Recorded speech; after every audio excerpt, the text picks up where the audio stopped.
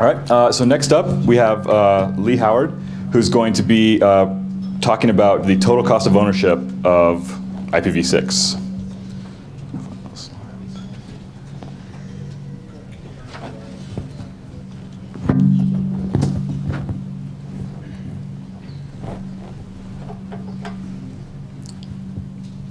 Maybe. I have to find your slides.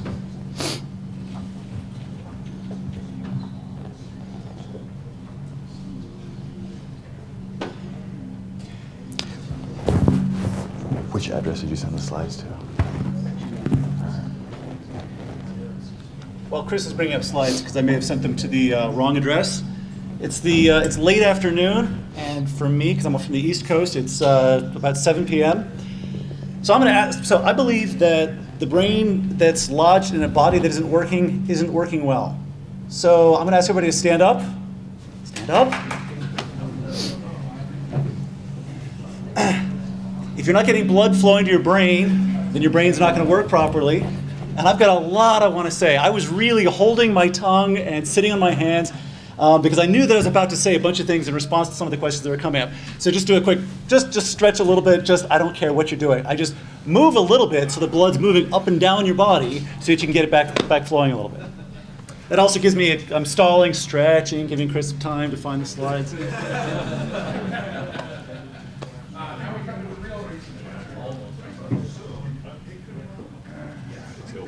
Okay. I'll go ahead, by way of introduction, my name is Lee Howard again. I'm the Director of Network Technology at Time Warner Cable. So my job is to look at new and evolving technologies, things that are a couple years out. When I started working on IPv6 for Time Warner Cable, it was still looked like it was a couple of years out.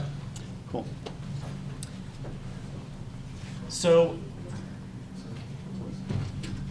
and part of my job in that capacity has been to, as I've said a couple of times,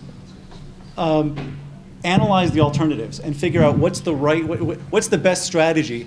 And a lot of the work that I've done in figuring out the best strategy, I think, is really applicable to a lot of different companies. So what's the right strategy for anybody? I can't tell what any individual company's strategy is, but I can maybe show you some ways to think about what some of the different costs of different possibilities are so that you can do your own math. One of the things that I like to say internally is that my job is to make sure that my executives make well-informed bad decisions. So I can't control what decision anybody's going to make, but at least you can be well-informed as you're making that decision. So I'm basically going to talk about three different things. I'm going to talk about what it costs to use Carrier-Grade NAT, and that's based on the total cost of ownership of Carrier-Grade NAT talk that I did at last year's North American v6 Summit. I've refined it since then. There's additional work in there. I'm going to talk about what it costs to run dual stack. That's based on a presentation I did at the last NANOG, although again, I've added, actually I think it's a much more interesting talk now, and what it will cost to buy IPv4 addresses. A lot of guesswork in there, and it's all brand new, so I can't wait to see what you think of it. Each of these is a 45-minute presentation, and I have 30 minutes. So, when I was thinking about, a couple of years ago, I was thinking about, well, people keep talking about Carrier-Grade NAT breaks things. It's a terrible thing. Why is anybody even going to do it? Well, IPv6 is so much cheaper. And I had to say, well, is it really cheaper? How would we know it's cheaper? Well, because CGN breaks things. Well, how much does it break, and how do we quantify the cost of what's broken? So I sat down and I looked at, there's down here at the bottom, Draft Donnelly NAT 444 impacts. Actually, I'm a co-author on that document. I had a summer intern work on a couple of Carrier-Grade NAT boxes and do a bunch of testing and test all the applications that I could think to buy and have him test. He had it this summer. He was playing PlayStation and Xbox. He had the best summer internship ever. And he found that a couple of things broke. We then had Cable Labs did some further testing. And so we've written this internet draft that is advancing along the process now. We found that so at the time that we did our testing, Xbox head-to-head games didn't work through Carrier-Grade NAT. And that was a fairly significant problem. Since then, Microsoft has actually deployed probably Stun, and their games seem to work now. So I've taken them out of this slide. But the PlayStation 3 head-to-head games still seem to have problems. Peer-to-peer networking has problems. Specifically, and this is because if you know what Carrier-Grade NAT is, when you're behind a NAT, if you don't have port forwarding, some way to indicate that you can be reached through that, it's difficult for you to publish content. So it's difficult to be a web server or to seed content on a peer-to-peer. Well, not everybody wants to seed peer-to-peer content, which is part of the problem with peer-to-peer, which is why the peer-to-peer networks often say you can only leech a certain percentage of how much that you seed. So eventually your ability to leech can be impacted by your ability to seed, and so even customers who don't think they care about seeding peer-to-peer actually do care about seeding peer-to-peer, which is why I've included it.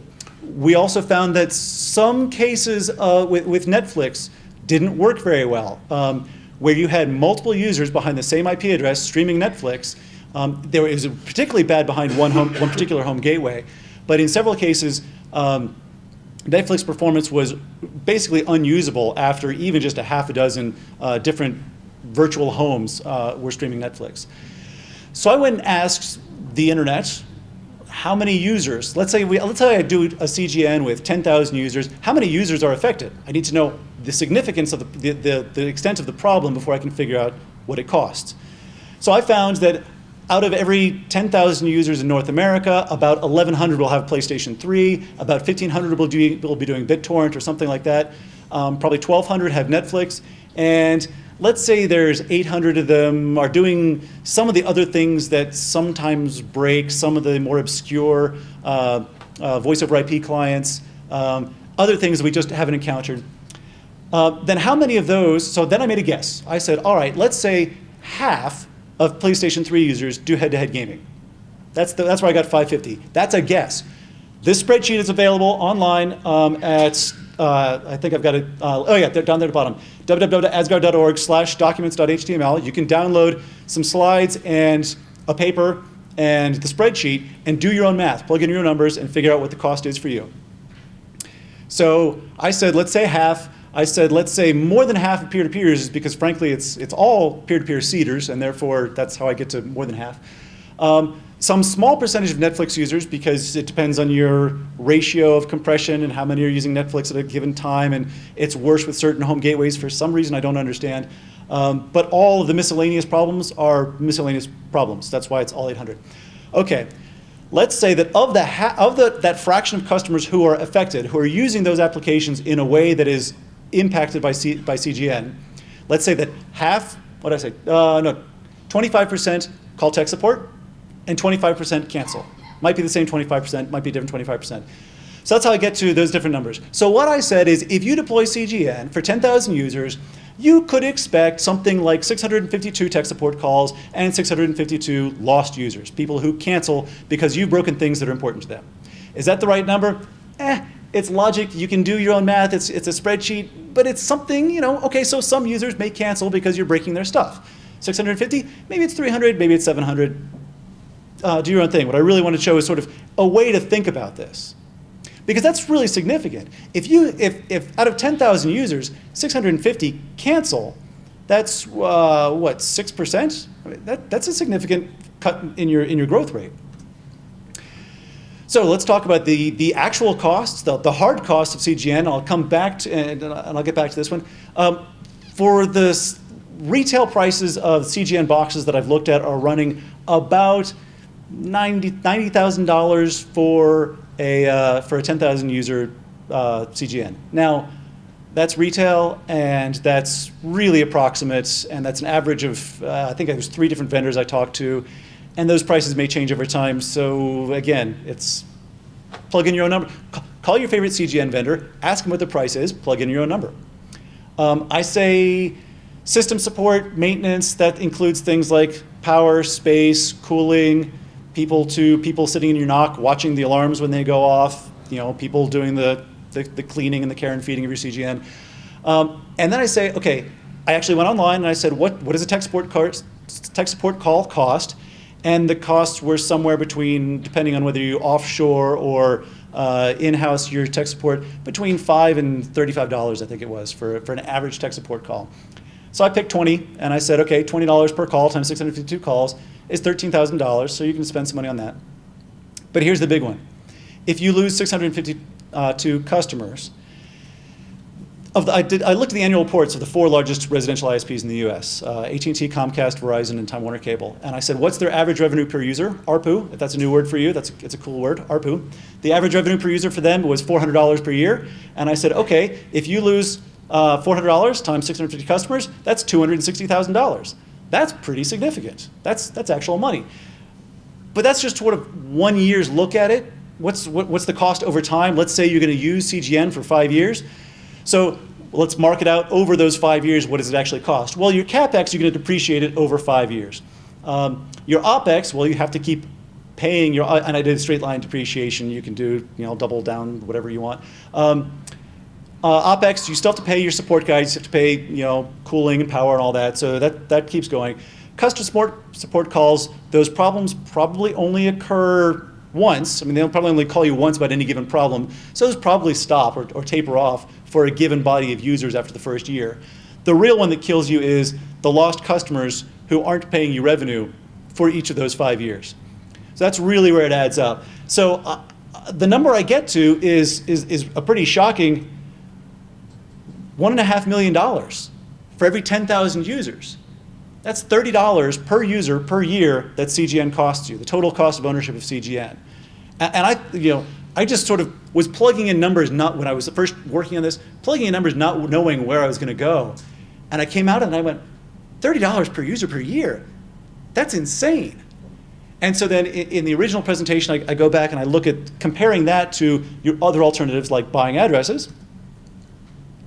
I think I'm going to come back to buying addresses. But if it's going to cost you $30 to run Carrier-Grade NAT, and it's going to cost you $12 to buy an address, that might actually be a cheaper option, right? That's a really surprising conclusion for me to have reached. It was surprising to me, at least. All right, cost of running dual stack. So the way I got to this is somebody said, well, okay, so you keep talking about what it costs to do Carrier-Grade NAT, what it costs to buy addresses. What does IPv6 cost? And I kept saying, look, it's totally different for everybody. There's no way to quantify it. And eventually, once I hear myself say it's impossible enough times, I try to think about how it could be done.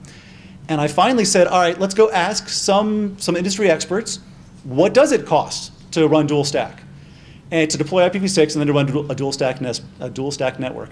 And the people I chose as my experts were the people who had written guidance documents at IETF. So the network operators who wrote wireline incremental IPv6, which I was a co-author on that one. There's a data center incremental implementation document. There's an enterprise incremental. I'm a co-author on that one too. And I asked all of the authors to tell me about what it was costing them, what kind of costs went into their deployment, and then what it cost them to operate the network. So again, two separate costs. What does it cost you to deploy IPv6? And then what does it cost you to operate a dual stack network that's separate from just operating a single stack network? So let's see if I can remember this. When I did this at Nanog, I gave percentages because that's all I had. And people said, that's not useful. You can't compare. 10% of what compared to $30 per user? That's not useful. Okay. So I went to say, for a content provider or a data center or a hosting provider, what's their average revenue per user and what percentage of their costs are affected by adding IPv6? So I asked my favorite search engine, what's the average revenue per user for content? And I got a couple of papers, and it ranged from $1.37 to $468 per user. Amazon apparently makes a lot of money per user. But there was a sweet spot, actually. There was sort of a density of numbers right around $40. Google and Yahoo and a couple of the other major search engine sort of standard content sites were right in the $38, $42 per user range. And I said, well, good. That seems like a good place to start. So if they're doing that, now let's take, say, $40 per user, average revenue per user for a content site. Then the content experts I spoke to said that it's probably your development costs are about 10 to 30% when you add IPv6, your development costs increase by 10 to 30%, depending on the kind of application you're doing and how low in the stack it's speaking, how creative it is, or if it's just using standard libraries and expects everything else to be at the network layer to be handled by other systems. So I looked at Google and Yahoo and a few other content providers' annual reports, and I said, well, what are their research and development costs? And a whole bunch of gazintas, and the gazoutas I came up with is it costs them $6 per user to add IPv6 support. Now, it's really hard to guess how many eyeballs, how many users a Google has. Papers that I said, though, made it look like a billion was a pretty good number. I like billions. Billions are nice round numbers. They've got lots of zeros and even a bunch of commas after them. I like that. So $6 per user. That's hard to believe that Google spent $6 billion. The cool thing is, what's at the bottom there? Capital expenditures are reduced if they're spread over a longer period of time. So you don't actually have to go write a check for $6 billion to deploy V6 if you can stretch it out over 5 years. And then you sort of roll it into incremental work with all the normal work you're doing. One of the things that the content folks kept coming back to me with was the security devices are expensive, and there's still cost out there. This was a really hard one to quantify how many boxes need to be replaced. A lot of this is in fact hardware, and it seems like security appliances have been an area that's been lagging in IPv6 support, where everything else has taken longer than any of us wanted. They've taken even longer. So I get to about $7 per user to deploy IPv6 if you're a content or a web hoster. Hang on a second.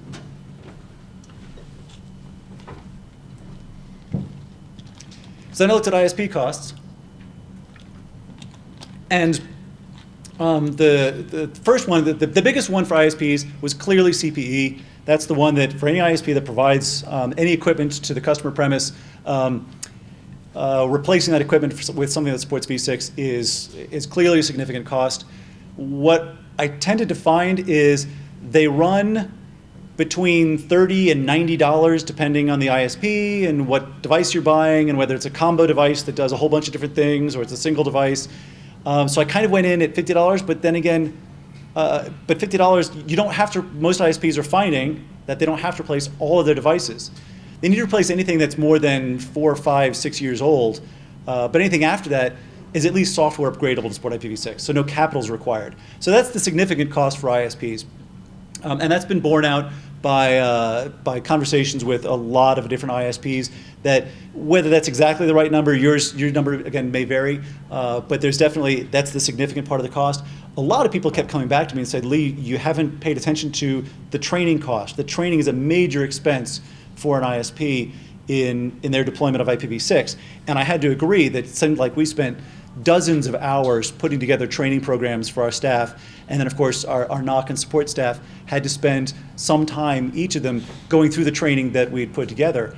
And yet, when I multiplied the number of hours we spent building the training and performing the training and paying people to be in training and divided by the number of users, it didn't come out to a significant number. And I did try to do the same kind of number for a variety, for a bunch of different kinds of ISPs. And I still kept coming back down to even a small ISP with just a couple thousand users isn't going to send 5 people to 4-day IPv6 training. That's not the way this works. They're going to spend a couple of hours reading a couple of RFCs or maybe some time on getipv6.info, some of the wikis. You get remarkably smart on IPv6 with just 2 hours of reading. It's amazing how fast you can get to really pretty good. After that, then, of course, incremental, there's a long tail. You never become an expert because the technology keeps changing. So the per user cost for training turned out not to be as big as I had feared. And then for consumer electronics, 3 stages, three different segments of the industry that need to be supporting IPv6, content, network, and client. So consumer electronics, that was actually turned out to be fairly easy because nobody would talk to me. So every time I call somebody or try to look up somebody's phone number at Sony or Samsung or any of the major electronics manufacturers, I get silence. So I said, all right, well, how many coders do they have? How many people do they have who are aware of the network stack on each device that they do? 2, right? It can't be that many, right, who are aware of the network stack. So let's say it takes, let's say for a company that ships 1 million units of some device, they've got 2 full-time programmers that their fully loaded salary cost is $150,000 each. So $300,000 divided by 1 million, boom, 30 cents per device. That's how I got there. Is it real? Somebody give me some real information and I'll report it. That's kind of what I know right now. So the operations costs. I had to make up a new acronym here. So for content, Their deployment cost was, when I went into the deployment cost, I said it cost $6 per user because it was 10 to 30% of their R&D costs. So that's what I added in here. It's still $6, it's 10 to 30% of their application development cost. So $6 per user per year, or poopy. I'm hoping that catches on. Yes, I have children. So to operate the network, though, not that much more expensive. So 20. If we guess, so if you look at the entire body of operating expenses that a content provider has, maybe 20% is related to things that are affected by IPv6. Clearly, your power, your cooling, your plant, even your hardware acquisition, people doing rack and stack. All those are OpEx. None of those are affected by IPv6. Only things that are affected by the IP layer, and maybe the layer below and above, which should be affected by IPv6. Therefore, let's say that 20% of their OpEx is affected by IPv6, and it just doesn't increase that much. I mean, basically, if you're already running IPv4 and you add IPv6 on top of it, then to operate that network, it's once you've done a ping 6, you do a ping, and you prove that the network's back working again, right? You like the way that I chose ping 6 before ping, right? Because that's the way you're going to do your troubleshooting. So okay, so it's $0.08, 8 cents per user per year. Really not significant to increased in cost to operate that network. ISPs. What I looked at here was the cost of the network engineering and maybe a QA department or a team, or maybe that's baked into your network engineering. Your operations folks, some of your applications and monitoring folks have to do additional work. Every time you release a new box, you have to test all of the features in IPv4 and IPv6. So there's a little bit of incremental cost, right? You have to test a little bit more. Now, honestly, once you've set up a lab to test a box, the hard part is getting everything plugged in, getting the base configurations, getting the base communication going. Running the same set of tests again for the other address family is not that big a deal. Maybe 10% of your time. It's just not that big a deal. So that's where we get to these kinds of numbers. Consumer electronics operating the network, once the box is shipped, it's gone. There's no cost there, right? Have you ever seen a consumer electronics box add IPv6 support after it's shipped? Please, somebody give me an example. That's what I was afraid of. Therefore, it's free because they don't do it. So, in summary, on this section, what will it cost to run dual stack? Well, it'll cost $7 per user for data center. Oh, I guess I want to go back. I did want to say, when I said content, that cost is in application development. For data centers and hosting, where they're not doing software development, their product is the data center or is the hosting service, not the content that's being provided, not application development, the costs are probably lower. If you're not doing software development as a core part of your business, it's probably not a big deal. So the development cost in that segment of that part of that segment is probably less. So for data center content, I was saying $7 per user to deploy and $6 per user per year. For ISPs, I said $20 to $25 per user. I rounded a little bit, and $7.50 per user per year. For the electronics, I said 30 cents per device, and 0 to support after that. Now I tried to err on the high end. When I talked to these experts, they'd give me things like 10 to 30% of costs will increase. And I said maybe 20% of your OpEx will be affected by IPv6. I think all of those guesses are high. So I'm hoping that these are very high numbers. They seem to me to be erring on the high end. Of course, and as I said before, you can reduce these costs in your network by starting 4 years ago. That was a good idea. Hope you did that. And the operational cost is sort of what gets you, because that's recurring every year. So the way to reduce your cost of running a dual stack network is to run a single stack network on IPv6, of course. All right, now let's have some fireworks. So what's going to cost to buy IPv4 addresses? You saw this one. I explained it before. Same chart here. Again, this is not a demand curve. This is if all the addresses that were unrouted, underutilized, were pushed back into the RIRs and allocated at the same rate they were before, that's when we run out. All right, at what price would someone sell an IPv4 address? How many people in here have a degree in economics? Raise your hand. Good, okay. How many people here have taken Econ 101? Raise your hand. Okay, cover your ears. I've done some analysis. I have a paper that is in draft right now. It's actually in the hands of an economist, and then I'm going to put it in the hands of a better economist to make sure that it's making sense. So I've broken down the potential supply of IPv4 addresses into 4 tiers. The first tier is the RIRs. Of course, being a network engineer, I start numbering at 0. That's also where we are. So we're in tier 0, remaining address space from the RIRs, and it costs, depending on which RIR and what size member you are, somewhere between 3 cents and $4 per address, if you were to try and scale it that way. Okay. The number of addresses available as of 4 months ago, it's less now, of course, is about 144,000. It's probably down to more like 120,000 now because, of course, Aaron and LACNIC in particular keep giving away addresses. Tier 1 is unused addresses, and here I'm talking about the ones that when I grepped route views, I saw no entry for these blocks, and I literally went through every possible Class A and every possible Class B and grepped the route views database to see what was there. And I found about 480,000, about a half a billion addresses were not even routed, and that's after I subtracted out something like 7 or 8/8s that were government address space that I thought was unlikely, A, to ever be routed on the internet, and B, to ever come to a market, because the US government and the UK government aren't terribly well motivated by market forces.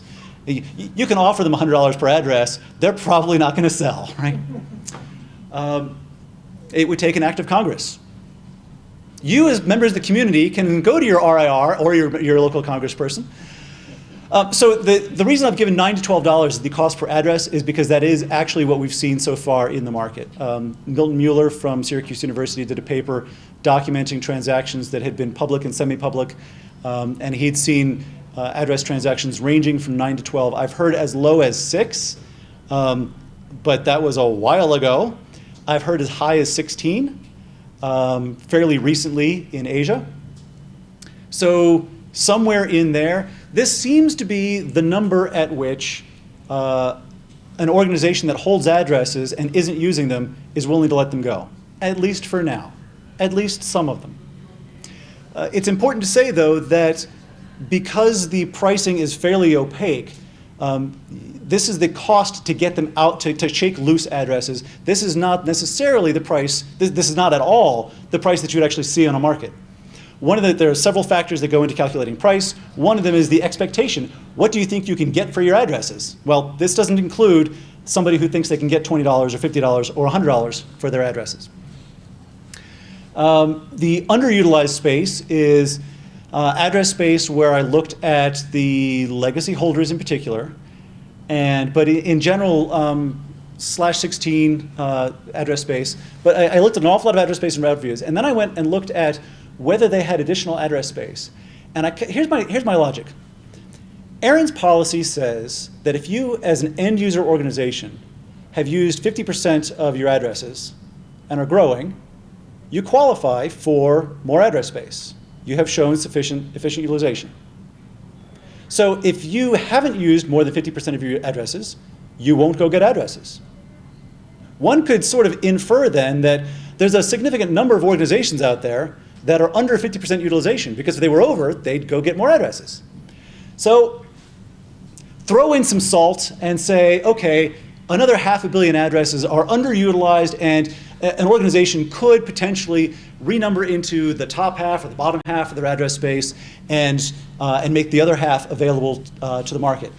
And it would cost them a little bit of money to do that, and therefore their cost to shake loose that address space and introduce it to the market would be a little bit higher. So a few dollars. And I've got some guesses about how much work it would be and what it takes. A lot of the costs, frankly, for Tier 1 and Tier 2 are actually the costs that Mr. Lee in particular was talking about, that are, it's a lot of work to document the addresses for a transfer to make sure that the records at Aaron are up to date, to make everybody feel secure that the addresses they think they're getting are going to be worth using, that they're gettable. So the additional costs to renumber a little bit to make them available don't increase that much until you get to what I'm calling Tier 3. Tier 3 would be where IPv4 addresses are substitutable. That is to say, you could use CGN or IPv6 instead of IPv4. This is kind of funny space now, because if you say, and this is again, came up in the panel here, if you say address space is, we've got 65,000 addresses, but they're all assigned to individual computers in our network, we need to renumber. Now again, we probably are only using half of them, or else we have more addresses. So we need to renumber half of our address space to get us down to using only 500 addresses, and then we can sell off the rest. That renumbering is actually going to take significant work. Now I've talked to a bunch of different brokers, and they've heard numbers between $1 to $3 per host to renumber. So that cost per se is not that expensive. What's really expensive is convincing the CIO to drop whatever else he's doing and put staff on renumbering computers. And he has to be pretty confident that the money he's going to get is going to buy him a Bentley, and not just be a few more dollars to go into the overall budget. So I expect that's going to generate some conversation, because nobody's ever seen that before. One economist has seen that. So that was a guess as to what it would cost, again, to shake loose addresses. That's not what the price is going to be. Here, I'm trying to make a little bit, this is even more crystal ball territory. So what's it really going to cost? So I've got the cost, which is what I said before, not the same as price. Now let's pretend that our supply curve, now again, you map a supply curve by saying at various price points, more addresses will become available. So that's what the previous slide said, is when the price increases, then Tier 2 addresses will become available. When the price increases more, Tier 3 addresses will become available to the market. That doesn't necessarily mean there are buyers. That's when you draw the demand curve. Okay, so here I've taken the two previous slides and superimposed them and said, if demand is this high and the buyers are completely price insensitive and will pay whatever the market is at that time, then that's the rate at which prices increase. Fairly flat in 2013, fairly flat in 2014. Oh my gosh, Aaron runs out of addresses, and there's a run on the bank because Tier 0 is gone, and wow, Tier 1 doesn't last very long. Tier 1 actually depletes, I think I said before, very quickly in about a year, year and a half. I mean, it's between 2014 and 2015, and all that $500 million is out of there. And then you start to eat into the Tier 2 and Tier 3 address space, and the next thing you know, it's 2017, and anybody who has an address can sell it for anything they want to, except that by 2017, nobody's going to be buying addresses, because they'll say, forget this, it's cheaper to do CGN at $30 per user, except I'm losing users, so you know what? The heck with the whole transaction thing, we're doing IPv6. Whew. So, resolutions. What will it cost to use Carrier-Grade NAT? I say $30 per user per year. What will it cost to run dual stack? If you're an ISP, it costs $750 per user per year. If you're a content provider, it's $6 per user per year. If you want to buy addresses, it's at least $9 to $20 until 2017. It could even be significantly higher than that. That's the bottom price. I expect it to be higher than that. How can you reduce your costs? There's really only one answer, and I've said it several times. Who wants to say what the answer is to reduce your costs? Owen does. What is that? IPv6. I need an adverb, please. IPv6 only. Running dual stack does not reduce your costs of running dual stack.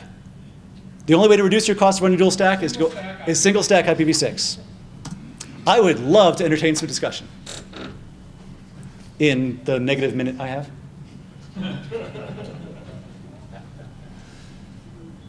Since you work for Time Warner, how's the dual stack rollout going? I was hoping to have some great news to announce today.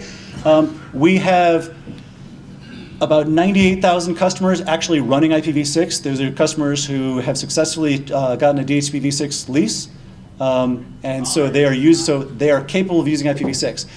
Obviously, not all customers have equipment that supports IPv6, DHCP-v6, so it's been rolled out to many more customers than that. Anybody here from the press?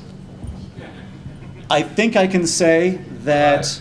By the way. Oh, never mind. I have reason to believe that we will be further accelerating our IPv6 deployment.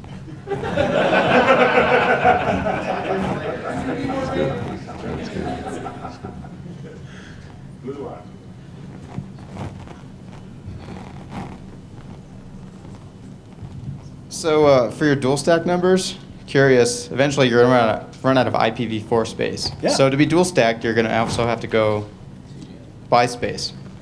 So your dual stack numbers actually will escalate once tier 0 is gone. I did indeed sort of gloss over the fact that that these numbers are combinatory. So the cost of running dual stack plus the cost of CGN or the cost of buying addresses. And yes, you get to put them both together. Yeah. Okay. Hey, should we spend more money or more money? Let's do both.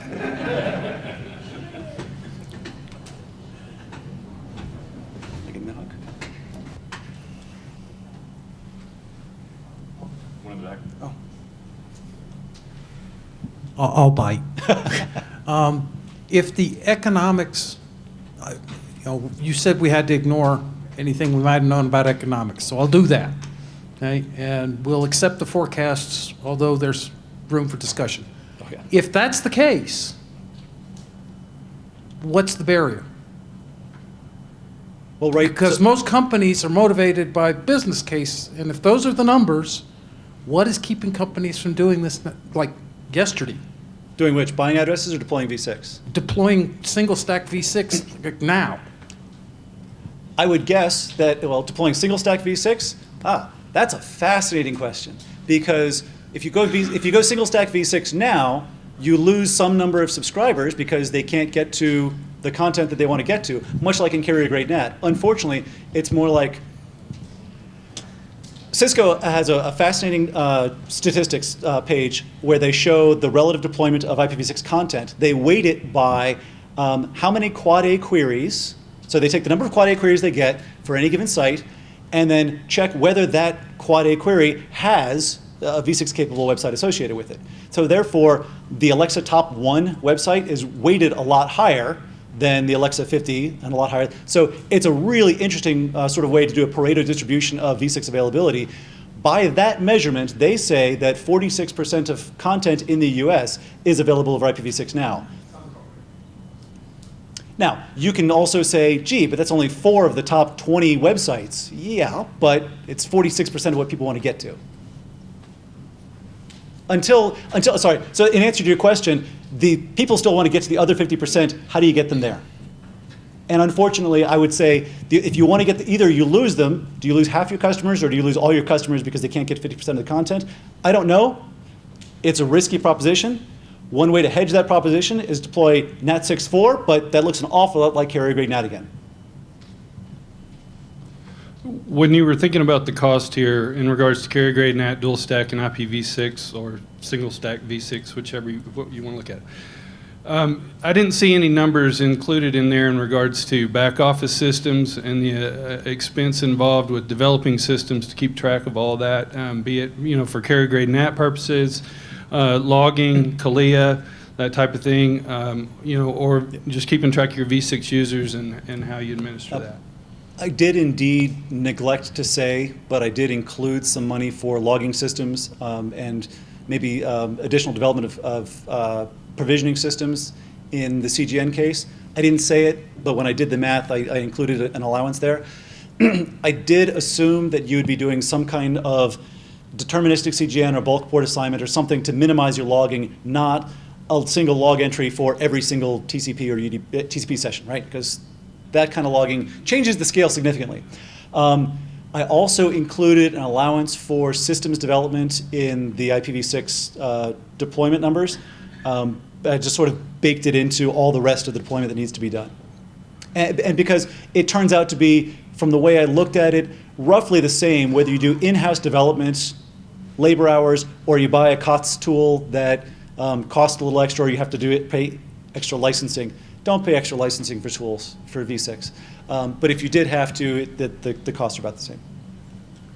So when you were factoring extra money for predefined ranges of ports and whatnot, did you factor in extra customer loss for the port limitations that get applied there and the non-expandability of port range?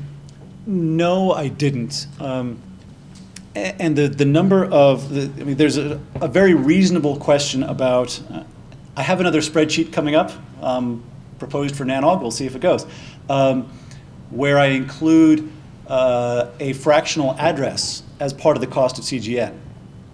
And then the question is, how many users are you putting behind that address? And so that would go directly to how many ports per user is how many users per address. And so you can do that math that way. I'm talking about the number of users you lose because they want more ports than you're giving them. So the question is, how many users do you lose because you didn't give them enough ports? I haven't seen a lot of data on this. I've seen a little bit at the V6 World Congress a few weeks ago that says something like 98, 99% of users are fine at 2,000 ports, I think it was. Maybe it was even higher than that. So, and the deterministic CGN also includes an allowance for if a user tries to use more ports than they have available, more ports will, another chunk of ports will get assigned to them. So no, I didn't include an allowance for that because it seemed like it was way down in the margins. Give me the hook. You better, because I'll keep talking. Thank you.